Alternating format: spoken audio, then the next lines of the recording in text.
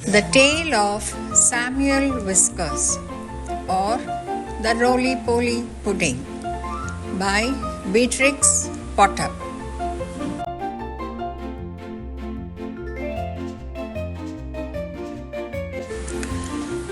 Once upon a time, there was an old cat called Mrs. Tabitha Twitchit, who was an anxious parent. She used to lose her kittens continually, and whenever they were lost, they were always in mischief. On baking day, she determined to shut them up in a cupboard. She caught Moppet and Mittens, but she could not find Tom. Mrs. Tabitha went up and down all over the house, mewing for Tom Kitten. She looked in the pantry under the staircase, and she searched the best spare bedroom that was all covered up with dust sheets. She went right upstairs and looked into the attics, but she could not find him anywhere. It was an old house full of cupboards and passages. Some of the walls were 4 feet thick, and there used to be queer noises inside them, as if there might be a little secret staircase. Certainly there were odd little jagged doorways in the wainscot, and things disappeared at night, especially cheese and bacon. Mrs. Tabitha became more and more distracted and mewed dreadfully. While their mother was searching the house, Moppet and Mittens had got into mischief. The cupboard door was not locked, so they pushed it open and came out. They went straight to the dough, which was set to rise in a pan before the fire. They patted it with their little soft paws. "Shall we make dear little muffins?" said Mittens to Moppet. But just at that moment, somebody knocked at the front door, and Moppet jumped into the floor barrel in a fright. Mittens ran away to the dairy and hid in an empty jar on the stone shelf where the milk pans stand. Mrs. Tabitha came downstairs mewing dreadfully. "Come in, Cousin Ruby, come in and sit here down." "I'm in a sad state, Cousin Ruby," said Tabitha, shedding tears. "I've lost my dear son Thomas. I'm afraid the rats have got him." She wiped her eyes with her apron. "He is a bad kitten, Cousin Tabitha. He made a cat's cradle of my best bonnet last time I came to tea." "Where have you looked for him?" "All over the house. The rats are too many for me." "What a thing it is to have an unruly family," said Mrs. Tabitha Twitchit. The visitor was a neighbor, Mrs. Ruby. She had called to borrow some yeast. "I'm not afraid of rats. I will help you to find him and whip him too. What is all that soot in the fender?" "The chimney wants sweeping." "Oh dear me, Cousin Ruby. Now, Moppet and Mittens are gone. They have both got out of the cupboard." Ruby and Tabitha set to work to search the house thoroughly again. They poked under the beds with Ruby's umbrella, and they rummaged in cupboards. They even fetched a candle and looked inside a cloth chest in one of the attics. They could not find anything, but once they heard a door bang and somebody scuttered downstairs. "Yes, it is infested with rats," said Tabitha tearfully. "I caught 7 young ones out of one hole in the back kitchen, and we had them for dinner last Saturday. And once I saw the old father rat, an enormous old rat, Cousin Ruby. I was just going to jump upon him when he showed his yellow teeth at me and whisked down the hole. The rats get upon my nerves, Cousin Ribby, said Tabitha. They returned to the kitchen. Here's one of your kittens at least, said Ribby, dragging Muppet out of the flour barrel. They shook the floor off her and set her down on the kitchen floor. She seemed to be in a terrible fright. Oh, mother, mother, said Muppet. There's been an old woman rat in this kitchen and she's stolen some of the dough. The two cats ran to look at the dough pan. Sure enough, there were marks of little scratching fingers and a lump of dough was gone. Which way did she go, Muppet? But Muppet had been too much frightened to peep out of the barrel again. Ribby and Tabitha took her with them to keep her safely in sight while they went on their search. They went into the dairy. The first thing they found was Mittens hiding in an empty jar. They tipped over the jar and she scrambled out. Oh, mother, mother, said Mittens. A rolling pin and butter. Oh, my poor son Thomas, explained Tabitha, wringing her paws. A rolling pin? Said Ribby. Did we not hear a roly-poly noise in the attic when we were looking into that chest? Ribby and Tabitha rushed upstairs again. Sure enough, the roly-poly noise was still going on quite distinctly under the attic floor. This is serious, Cousin Tabitha, said Ribby. We must send for John Joyner at once with a saw. Now this is what had been happening to Tom Kitten, and it shows how very unwise it is to go up a chimney in a very old house where a person does not know his way and where there are enormous rats. Tom Kitten did not want to be shut up in a cupboard. When he saw that his mother was going to bake, he determined to hide. He looked about for a nice convenient place and he fixed upon the chimney. The fire had only just been lighted and it was not hot, but there was a little white choky smoke from the green sticks. Tom Kitten got up the fender and looked up.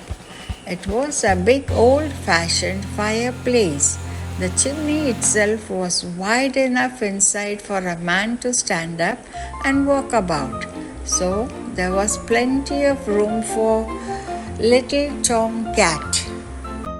He jumped right up into the fireplace, balancing himself upon the iron bar where the kettle hangs. Tom Kitten took another big jump off the bar and landed on a ledge high up inside the chimney, knocking down some soot into the fender. Tom Kitten coughed and choked with the smoke. He could hear the sticks beginning to crackle and burn in the fireplace down below. He made up his mind to climb right to the top and get out on the slates and try to catch sparrows. I cannot go back. If I slipped, I might fall in the fire and singe my beautiful tail and my little blue jacket. The chimney was a very big, old-fashioned one. It was built in the days when people burnt logs of wood upon the hearth. The chimney stack stood up above the roof like a little stone tower, and the daylight shone down from the top under the slanting slates that kept out the rain. Tom Kitten was getting very frightened. He climbed up and up and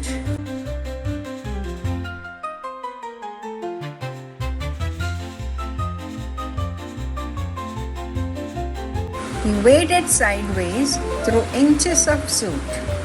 He was like a little sweep himself. It was most confusing in the dark. One flue seemed to lead into another. There was less smoke, but Tom Kitten felt quite lost.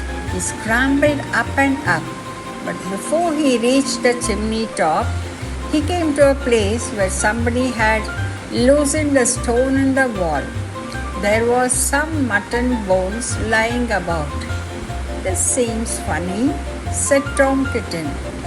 "Who has been gnawing bones up here in the chimney? I wish I had never come. And what a funny smell! It is something like mouse, only dreadfully strong. It makes me sneeze," said Tom Kitten. He squeezed through the hole in the wall and dragged himself almost a most uncomfortably tight passage where there was scarcely any light. He groped his way carefully for several yards, and he was at the back of the skirting board in the attic, where there was a little mark.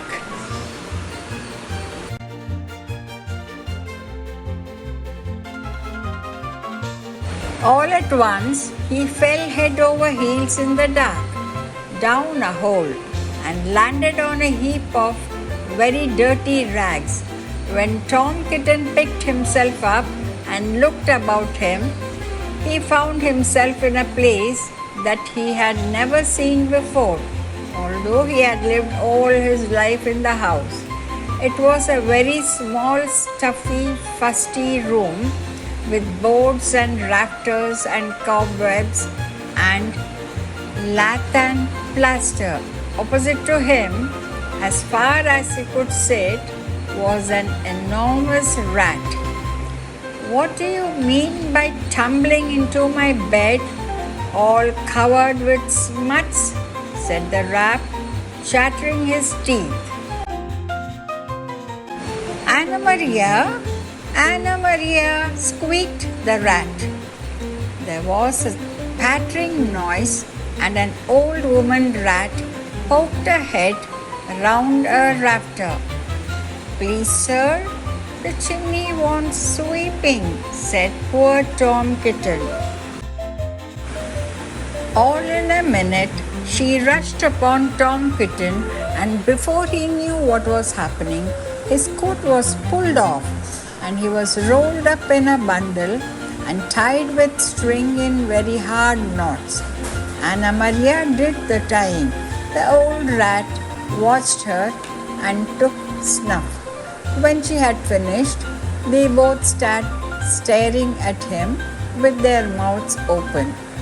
"Anna Maria," said the old man rat, whose name was Samuel Whiskers. "Anna Maria, make me a kitten dumpling roly-poly pudding for my dinner. It requires dough and a pat of butter and a rolling pin," said Anna Maria, considering Tom Kitten with a head to one side. "Poor kitty is bound and helpless." "No," said Samuel Whiskers, "make it properly, Anna Maria, with breadcrumbs." "Nonsense, butter and dough," replied Anna Maria. The two rats consulted together for a few minutes and then ran away. Samuel Whiskers got through a hole in the wainscot and went boldly down the front staircase to the dairy to get the butter. He did not meet anybody. He made a second journey for the rolling pin. He pushed it in front of him with his paws, like a brewer's man trundling a barrel. He could hear Ribby and Tabitha talking, but they were too busy lighting the candle to look into the chest. They did not see him.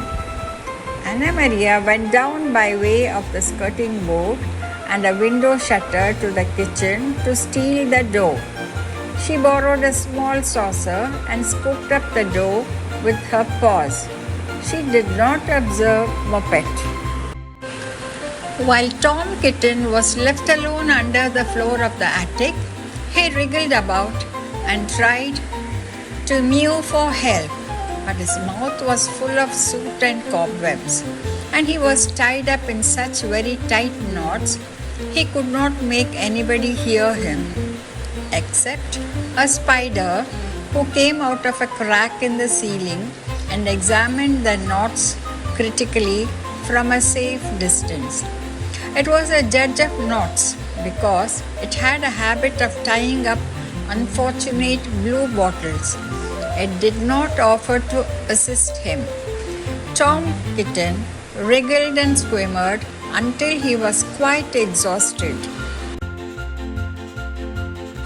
Presently, the rats came back and set to work to make him into a dumpling. First, they smeared him with butter, and then they rolled him in the dough. Will not the string be very indigestible, Anna Maria? Inquired Samuel Whiskers. Anna Maria said she thought that it was of no consequence, but she wished that Tom Kitten would hold his head still as it rearranged the pastry. She laid hold of his ears. Tom Kitten bit and spat and mewed and wriggled, and the rolling pin went roly-poly, roly-poly, poly-roly. The rats each held an end. His tail is sticking out. You did not fetch enough dough, Anna Maria. I fetched as much as I could carry, replied Anna Maria. I do not think, said Samuel Whiskers, passing to take a good look at Tom Kitten. I do not think it will be a good pudding. It smells sooty. Anna Maria was about to argue the point when all at once there began to be other sounds up above. The rasping noise of a saw and the noise of a little dog scratching and yelping. The rats dropped the rolling pin and listened attentively. We are discovered and interrupted, Anna Maria. Let us collect our property and other people's and depart at once. I fear that we shall be obliged to leave this.